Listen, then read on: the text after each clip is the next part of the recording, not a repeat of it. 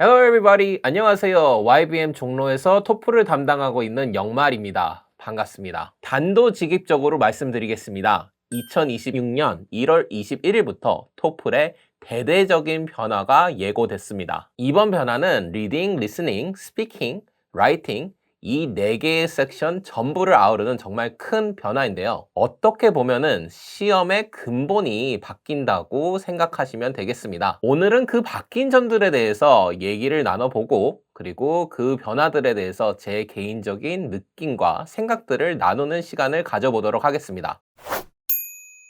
먼저 시험 자체는 4개의 영역을 그대로 유지한다는 점에서 구조적으로는 큰 변화가 없습니다. 다만 시험을 보는 순서가 바뀌었어요. 기존에는 Reading, Listening, Speaking, Writing 이 순서대로 갔다면은 지금은 Reading, Listening까지는 같지만은 뒤에 가서 Speaking하고 Writing이 바뀌어서 Writing, Speaking 요 순서대로 진행이 될 겁니다. 하지만 각각 섹션을 이렇게 들여다보면은 내용적인 측면에서 변화가 상당히 많습니다. 지금까지의 시험은 학술적인 부분에 포커스가 많이 되었다고 한다면은 2026년부터 바뀌게 되는 토플에서는 그런 학술적인 부분이 조금 내려가고 실용적인 부분을 더 강조하는 방향으로 변화했다고 할 수 있겠습니다. 일단 리딩 섹션부터 보겠습니다. 가장 눈에 띄는 변화는 시험 자체가 멀티 스테이지 적응형 방식, 영어로는 멀티 스테이지 어댑티브 메서드를 채택했다는 점에 있겠습니다. 단계별 적응형 방식이라고 이렇게 말을 할 수 있는데 이게 무슨 말이냐 하면은 시험을 2개의 모듈로 나누고, 모듈이라고 하면은 2개의 파트입니다. 그렇게 나누고 첫 부분을 얼마나 잘 푸냐 또는 못 푸냐에 따라서 두 번째 모듈, 두 번째 파트에 나오는 문제의 양식들이 달라진다는 점입니다. 현재는 이런 시스템이 아닙니다. 지금 현재는 2개의 리딩 지문이 나오고 거기에 이제 10문제씩 총 20문제가 나오는 그러한 이제 조금 더 단순한 형태를 띠고 있는데 앞으로는 요게 조금 바뀌어져서 조금 더 개인화된 문제가 제시되어지는 방식으로 바뀌는 겁니다. 참고로 이런 변화는 리스닝 섹션에서도 적용이 됩니다. 아무튼 그런 변화가 있고요. 문제 수도 달라집니다. 현재 20문제에서 적게는 35개, 많게는 48개까지 문제가 늘어납니다. 그리고 이 문제들을 기존 35분이 아니라 조금 줄여서 27분, 대략 27분 안에 풀어야 한다고 해요. 아니, 근데 문제가 늘어났는데 시간이 줄어들었다. 이게 무슨 억가냐? 라고 생각하실 분이 분명히 있으실 겁니다. 저 또한 그랬고요.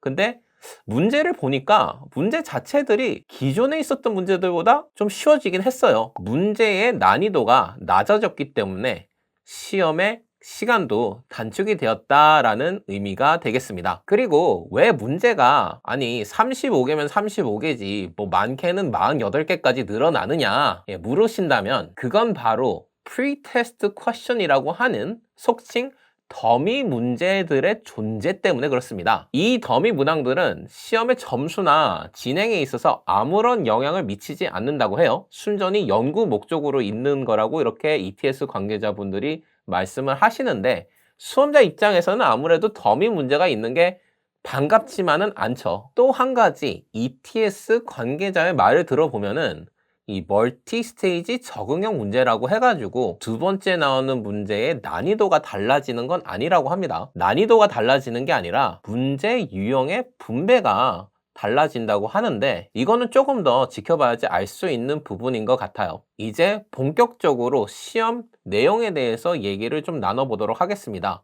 리딩 섹션은 각각의 모듈 안에서 3가지의 태스크 타입, 즉 3가지의 서브 섹션으로 나눠진다고 생각하시면 됩니다. 첫 번째는 complete words라는 유형인데요. 짧은 지문 하나가 주어지고 그 안에 부분적으로 빈칸이 주어집니다. 이 빈칸을 글의 흐름과 맥락에 맞게 채우면 되는 그러한 유형의 문제입니다. 기존 시험에는 없는 유형이죠. 난이도가 특별히 높지는 않고 문법적인 지식과 어휘에 대한 기본적인 지식이 있으면은 어렵지 않게 풀 수 있는 유형입니다. 두 번째는 Read in Daily Life라는 구간입니다. 저는 이 문제를 보자마자 토익 리딩 파트의 그 파트 7이 생각이 나더라고요. 물론 조금 더 캠퍼스 생활과 관련된 글이 나오기는 하겠지만 기본적으로는 짧은 지문을 읽고 거기에 해당하는 문제들을 답하는 형식이에요. 지문의 형태는 잡지, 신문, 웹사이트와 같은 일상적인 생활에서 접할 수 있는 글이 나온다고 합니다. 이 부분이 기존 시험과는 차별화되는 지점이라고 할 수 있겠습니다. 마지막으로는 Read an academic passage입니다. 이 부분은 기존 시험에서 그 명맥이 이어지는 부분이라고 생각하시면 됩니다. 다만 차이가 있다면은 그 읽는 글의 분량이 거의 반으로 줄었고요. 그에 따라서 문항수도 그에 맞춰서 절반으로 줄었습니다. 기본적으로는 학술적인 글을 읽고 거기에 딸린 문제에 답하는 형식이라는 점이 동일합니다. 이제 빠르게 리스닝으로 넘어가겠습니다. 앞서 말씀드렸듯이 리스닝 섹션도 멀티 스테이지 적응 방식을 채택했다는 점이 눈에 띕니다. 즉, 첫 번째 모듈에서의 성적이 두 번째 모듈에서 이제 풀 문제들의 유형 분배에 영향을 미친다라고 생각하시면 되겠습니다. 문항수도 바뀌었습니다. 기존 28개에서 35개, 많게는 45개의 문항을 대략 27분 안에 풀으셔야 합니다. 문제 난이도는 전반적으로 낮아졌다고 생각이 들고요. 리딩과 마찬가지로 더미 문항이 있을 수 있어서 문항수의 변동이 있습니다. 참고로 더미 문항은 리딩 아니면 리스닝 한 곳에서만 나오니까 만약에 리딩에서 더미 문항이 없었으면은 리스닝에서 나온다고 생각하시면 됩니다. 세부적인 구성으로 들어가 보면은 리스닝은 총 4개의 태스크 타입으로 구성이 되어 있습니다. 첫째, Listen and choose a response. 한 문장을 듣고 그에 맞는 대답을 고르는 유형입니다. 영어의 실용적인 측면, 사회적인 측면을 반영한 그런 문제라고 생각하시면 됩니다. 둘째, Listen to a conversation. 두 사람 간의 대화를 듣고 그에 이제 딸려 나오는 문제들의 답을 하는 유형이라고 생각하시면 됩니다. 기존에 있었던 conversation보다 길이가 훨씬 짧아요. 제가 봤을 때는 1분도 채 안 됐습니다. 셋째, listen to an announcement. 공지를 듣고 관련 질문에 답을 하는 유형입니다. 이 또한 길이가 그렇게 길지는 않았어요. 상당히 짧았습니다. 넷째, listen to an academic talk. 기존 토플 문제와 가장 유사하다고 볼 수 있는 문제 유형이고요. 학술적인 주제의 강의나 아니면은 팟캐스트 이런 거를 듣고 거기에 딸려 나오는 문제들을 이제 답을 하는 그러한 유형입니다. 근데 이것 또한 길이가 기존에 5에서 6분 하던 내용이 거의 한 절반 수준으로 짧아지고 그에 따라서 딸려 나오는 문제도 기존의 6문제에서 4문제로 줄였다라고 보시면 되겠습니다. 저의 개인적인 감상을 얘기 드리자면은 전체적으로 전통적인 이제 토플의 문제라기보다는 토익 스타일의 문제에다가 토플의 색깔을 더 입힌 느낌을 받았습니다. 문제는 토익처럼 나왔는데 거기에다가 안녕 나 토플이야 하는 약간 그런 느낌. 그리고 이런 변화를 보면은 토플이 분명히 실용성을 강조하고 있구나 라는 점을 느낄 수 있었습니다. 그래서 수험자 입장에서는 난이도 체감은 낮을 수는 있지만 짧은 시간 안에 정확하게 듣고 빠르게 답을 고르는 전략이 더 중요해졌다라고 보시면 되겠습니다. 자, 이제 세 번째 라이팅 섹션으로 넘어가 보도록 하겠습니다. 스피킹이 아니라 라이팅이죠. 여기에서도 큰 변화가 있습니다. 일단 통합형이 사라집니다. 리딩 지문을 읽고 거기에 연결된 강의를 듣고 요약하는 문제가 아예 그냥 사라집니다. 2026년 1월부터. 그 자리에 새로운 두 유형이 추가가 되어지는데요. 그래서 총 3개의 태스크로 라이팅 섹션이 구성되어질 겁니다. 첫 번째는 Build a Sentence 유형입니다. 이름 그대로 문장을 완성하는 그러한 유형인데 질문이 주어집니다. 그럼 그 질문을 읽고 그 아래에 답변하는 문장이 제시가 되는데 그 답변하는 문장에 이빨이 몇 개 빠져 있어요. 그 빠진 이빨을 그 아래에 있는 단어 목록에서 단어들을 가지고 와서 올바른 순서대로 배열해 그 문장을 완성하는 그러한 유형입니다. 예시 문제를 이제 가지고 왔는데 ETS에서 이제 제공하는 같이 보겠습니다. 여기를 보시면은 What was the highlight of your trip? 이런 질문이 나오죠. 그리고 아래에 보시면은 were,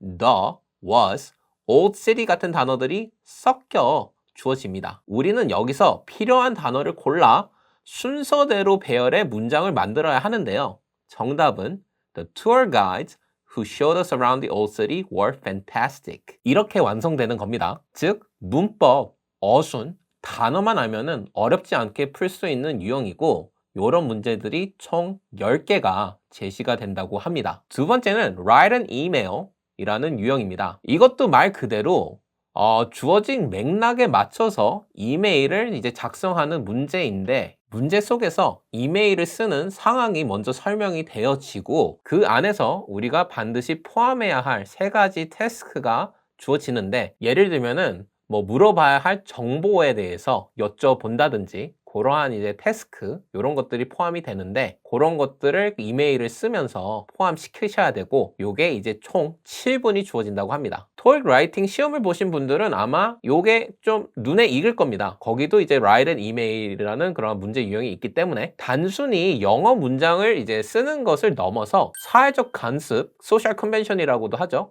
에 대한 이해도가 필요합니다. 즉 어떤 상황에서 어떠한 표현이 적절한지 아는 게 중요한 거죠. 이렇게 새로 생긴 두 유형 build a sentence, write an email이 추가되었고 마지막 하나는 기존과 동일한 academic discussion이 포함이 됩니다. 이거는 변한 게 없으니까 스킵하도록 하겠습니다. 이렇게 해서 총 23분이 걸린다고 하는데 계산해 보면은 build a sentence 6분, write an email 7분, 그리고 academic discussion 10분 이렇게 브레이크다운이 되더라고요. 자, 그리고 대망의 스피킹 섹션입니다. 이건 정말 통째로 변했습니다. 전체 섹션을 통틀어서 변화가 가장 큰 부분이라고 저는 개인적으로 느꼈고 기존에 있던 유형들이 싹 다 사라지고 아예 그냥 새로운 틀로 짜였다고 생각하면 좋으실 것 같습니다. 이 스피킹 섹션은 기존에 있었던 4가지 유형이 싹 다 사라지고 완전히 다른 2가지 유형이 새로 추가되었습니다. 첫 번째는 Listen and Repeat 유형입니다. 화면에 그림이 뜨고 그 그림과 관련된 문장들이 이제 들릴 겁니다. 그러면 그 문장들을 듣고 나서 그거를